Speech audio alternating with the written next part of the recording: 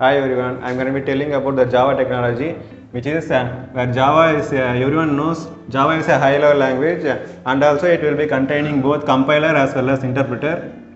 So in this, compiler will compile that is into a high level language to a low level language, which is a machine level language.